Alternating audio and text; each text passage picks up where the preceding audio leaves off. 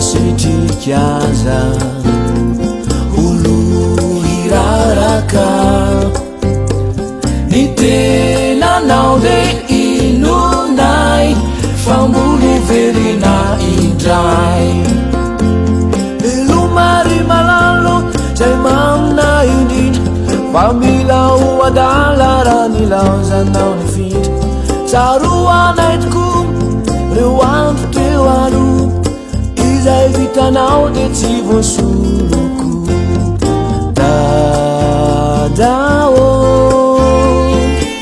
misento foana ny kilonga mamao mangina ny aponga dadao tsy misy azona iambara mamao mangina ny gitara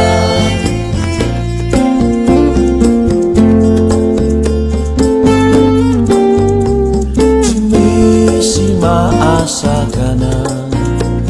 miandro tokana votery atorianao ny farafara vato izao nizanefa tsy maintsy mbolande hoany amin'izay misy ianareo zay efa dify velomary malalo zay mamina indrindra fa mila ho adala raha nilaozanao ny findra tsaroanay tokoa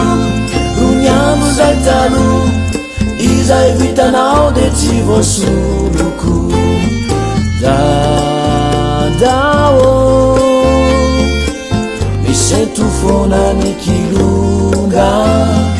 mamao mangina ny aponga dadao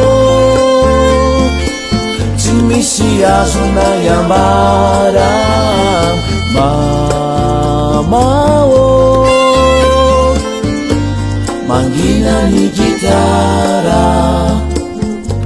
mangina ny gitara mangina ny gitara mangina ny gitara